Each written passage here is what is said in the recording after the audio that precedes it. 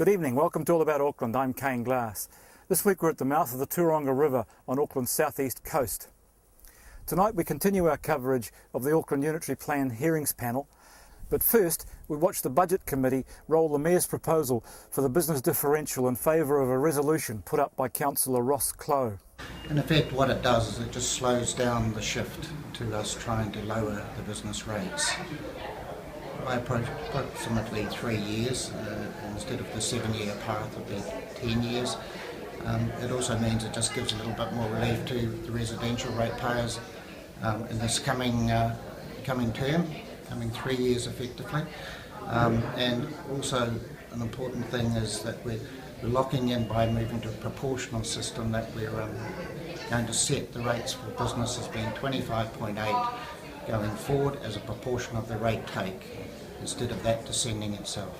So that's the crucial change, isn't it, really? That the change to a proportional system. It is a crucial change, but because of the change in the rating, the valuations this year with residential moving up substantially, as it effectively would have meant that we would have been dropping that proportion of business rates down to about 22-23% on the trend.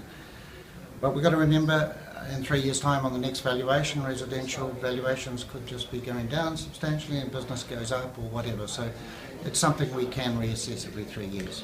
And in terms of yield coming into council, the yield off the business community, is that going to be substantially different looking out to that 10-year period, do you think?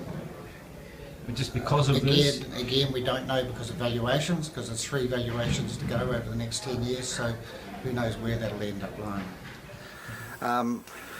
The difference between proposal Councillor Cashmore and I are putting up is that we're saying let's not have this is to the original one, or the mayoral proposal was not have a pause, because that is a signal to the business sector that we're perhaps not as committed as they would like us to be, but at the same time this resolution pushes it out even further than your proposal of 10 years. So this will move it from 7 years to 14 years.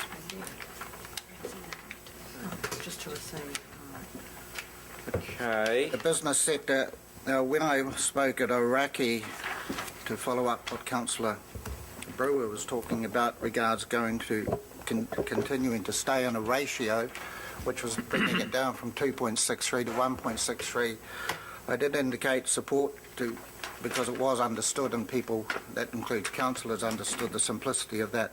However, because of the change in the valuations and the way they've gone, it actually causes quite a distortion. It would have dropped actually on a proportionate basis heading down to 22%. So I have changed my mind on that, and I think we definitely should be going on a proportionate basis to head to our original goal of 25.8. I could perhaps ask a question that might also throw some light on where I'm coming from regards the proportional approach. Yep. Is we will end up in 14 years' time at 25.8, and that's what you'll be saying each time you strike the rates, that the business sector will pay 25.8 and residential will pay 74.2. Can you just confirm, Andrew, Aaron, that if we stick to the ratio, that at some point, given the change in the valuations, that we would be therefore heading to 22% as a percentage? If we stay, not 25, which is therefore moving more of the rates emphasis to the residents and away from the business. Can you confirm that? if we continue on the current ratio path, business rates would be about 23% of rates in Auckland by 2022-23, around that figure. So I'm saying, for me personally, philosophically, I'm very supportive of bringing the rates for business down to what I believe some sensible approach, but I don't believe business should be dropping below a 25.8% responsibility proportion of the rates take to any lower than that, whereas the ratio approach, as we're confirming, would drop it below that. So I suppose if you want business to be paying less, you would support that. If you want business to be paying their share that we have agreed on 4 years ago, then you would go to the proportional system. Whatever we end up with, I'll be backing the commitment to reducing, and how we achieve that over a period of time, so long as it's a 10-year period, I'm comfortable with it. So, away we go. Andrew.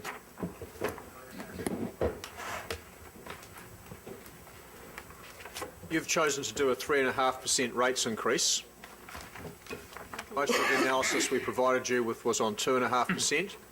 Because it's only a 1% movement, the trade-offs that you'll be making choices on remain the same, as illustrated in the analysis we provided you. The proposal is to move the business differential, moving on to that point, onto a proportion basis, which will still bring the business rates down over time to the target that you set originally on a percentage basis in the first long-term plan. The effect to continue on with the business differential, but on a proportion basis, will bring the business rates down from about 33% down to 25% over time. As a proportion, which is about a 30% reduction in business rates in total over the period. So I certainly am in support of the idea of trying to get as close to that as possible. I'm pleased you picked up on the idea of a proportional change. And secondly, now that we've gone to 0.35 as a figure that we go out to the community with, I think that the idea of pausing becomes less relevant. I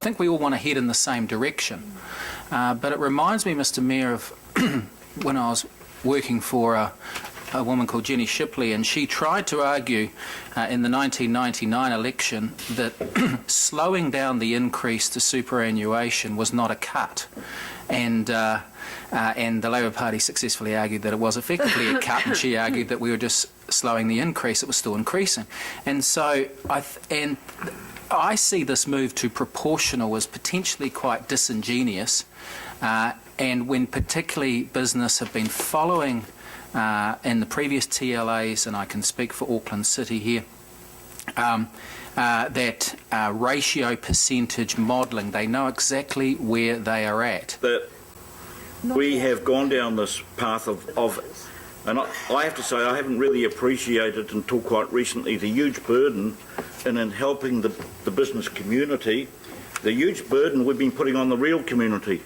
of real people living out there, that our ratepayers who are finding this tough, and they can't get it written off in their taxes. And when they pay the GST to the council on their rates, the council can get GST remitted back to the council, but the poor old ratepayers can't either.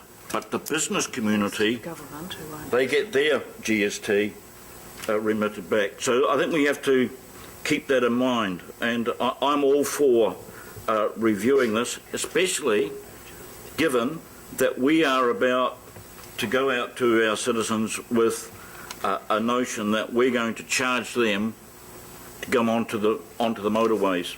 You know, people say, oh, it's only a small part. Well, maybe a small part, but the bottom line is that these people are paying, have to pay the rates far more than what the residential ratepayers pay. What were they paying on the North Shore, George? Okay, this is not a schoolyard discussion. Actually, I've had quite a bit. We had a proportion. Yeah, well, I'm just answering, Councillor. No. You're not having a discussion out the front of the town hall. Okay, well, you're in the middle of a formal debate. Well, ignore the interjection and just finish your point. Mr. Mayor, sorry, I apologise.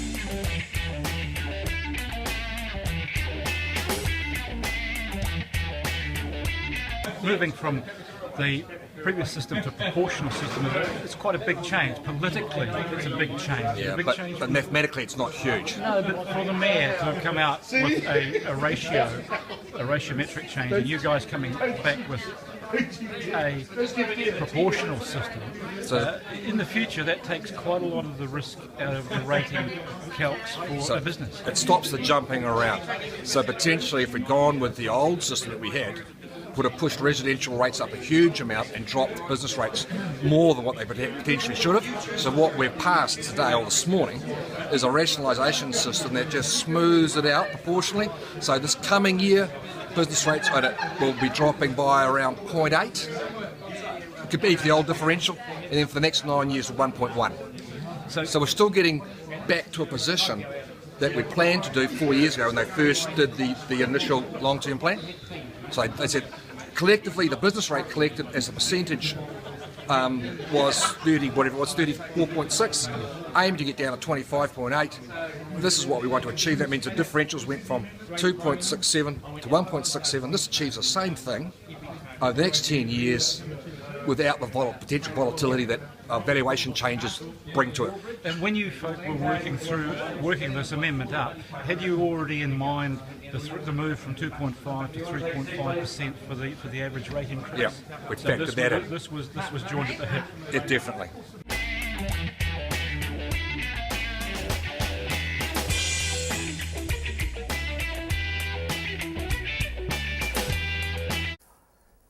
The effects of stock access on our coastline isn't well recognised. We see a barren coastline and take it for granted that it's always been like this. The Unitary Plan Hearings Panel have been hearing submissions on coastal policy this week. In this segment we hear from the EDS, ecologist Greg Jenks and Federated Farmers. Yeah, so the RMA hierarchy, we have national policy statements, and we have, in this plan, we have a regional policy statement which sets the high level, and then we have regional plan and district plans. And those lower level plans have to give effect to regional policy statement and the national policy statements. What were the main thrusts of the presentations that you put forward? Well, one issue is the deletion of the requirement to prevent any further decline in coastal water quality. That's been replaced with a policy about minimising further degradation, and that's a concern because of the continuing degradation of coastal water quality in Auckland, and there's an objective of actually enhancing that. So that ripples right the way through the hierarchy of the RPS, doesn't it? There seems to be a general watering down of the provisions of environmental standards. Yeah, with the submission process, there's obviously a variety of interested parties submitted, so there's changes to lots of provisions in many ways, so there are a number of ones that we continue to be concerned with. So a new objective, has been proposed for the coastal section, talking about avoiding, remedying and mitigating adverse effects. In the biodiversity provisions, there's also a requirement for offsetting in some circumstances. Now, in the biodiversity provisions, you only offset once you've avoided, remedied and mitigated. So you only offset any effects that are remaining after you've done everything else you can. However, the societies believe offsetting is an approach provided for in B4.3, and it is an important mechanism, subject to best application principles, to sidestep the path of decline where necessary use and development is required to proceed. We have case law, of course, saying that offsetting is not mitigation and not included within that term, and for that reason we continue to seek that Objective 2A is amended to include reference to offsetting. Paragraph 13 of my submissions, we've just pointed out that without new Objective 2A, 7.1 contains no objective addressing the management of adverse effects. So it is therefore an important basis for the RPS policies that follow, which address management of adverse effects on the coastal environment, ensures that that hierarchy falls through the issues, objectives, policies and methods. And we've also noted that there is some objection to the fact that the objective is very high level and general, but of course more specific wording would prevail. Those submission points really reflected EDS and Forest and Bird's concern about the continuing path of decline in Auckland's marine environment. And I've just quoted there at paragraph 10 from the recently released State of Our Gulf 2014 report, which records that, of course, pressures on the Gulf are high and increasing, and despite some environmental improvements, many values are continuing to be degraded or suppressed. And of course, that's the difficult context we're working within. So we're trying to get some cross-reference in the coastal section to that requirement for offsetting of residual effects and the biodiversity provisions. So this is all just essentially a recommendation that goes back to council once it's considered by the panel. What's the process for you, or for EDS and Forest and Bird here on in regards to this today's hearings? So we're involved in a large number of RPS hearings. We've got freshwater and the biodiversity hearings coming up late in November and December. And then once the RPS is finished towards the end of this year, we'll be moving into regional plan and district plan hearings. So essentially these provisions that you've been talking about today will be revisited and again inside the policies. So the regional and district plans have to give effect to these policies. So it's really important that these policies are settled first so that you have some of that context when you're discussing those more detailed rules. Thank you, Nicole. What do we know about coastal ecosystems? But we are increasingly coming to depend on these as ways to buffer sea level rise from the effects of climate change, and the legacy that we are currently suffering from previous activities. I'll flick through some of these fairly quickly. There's some Auckland beaches you may be familiar with. People mention regional parks. This is at Wendohome. The dunes cascading into the sea, covered in buffalo grass. The seawall at Maraetai Beach, where the beach has disappeared and that's its replacement. A section of coast along Ariwa, where the dunes are falling into the sea, or the dune is gone. Anything that could be described as a dune there is slowly disappearing, and the sea is coming very close to housing along there.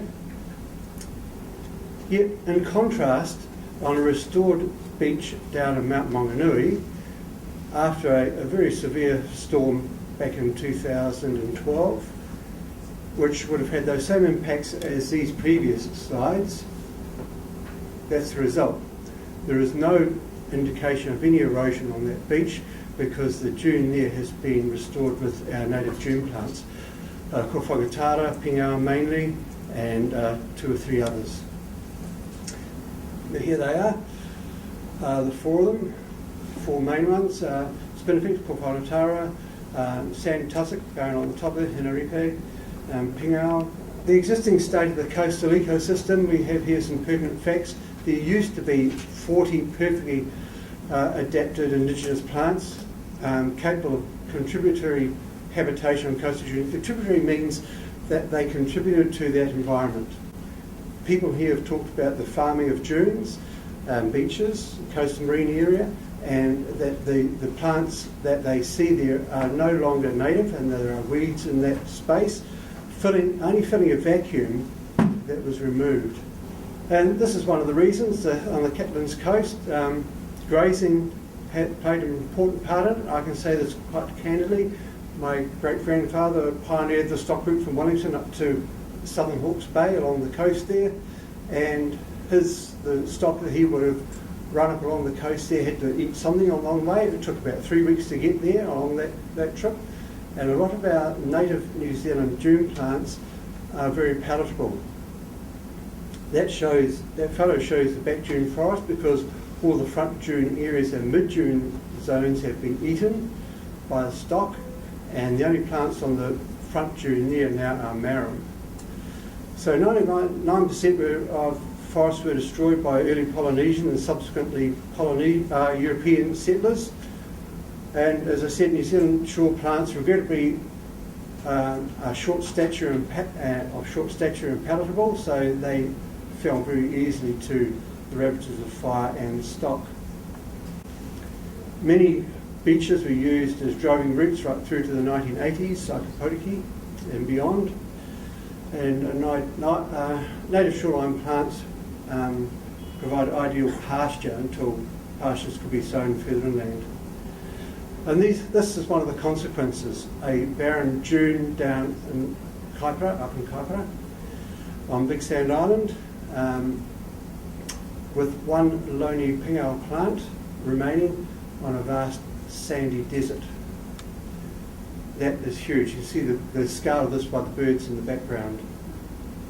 This is what can happen when these plants are returned to beaches. This is Waihi Beach back in 2002.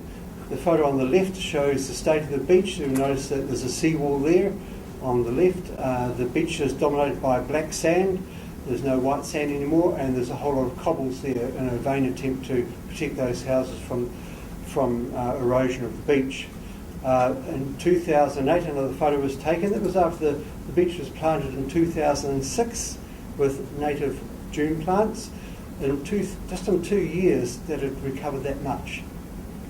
Just south of that, where the pine trees are in the distance, the district council there managed to get a consent for a seawall and to refurbish the seawall, which cost $6 million for 1 kilometre, which is $6,000 per metre of beach.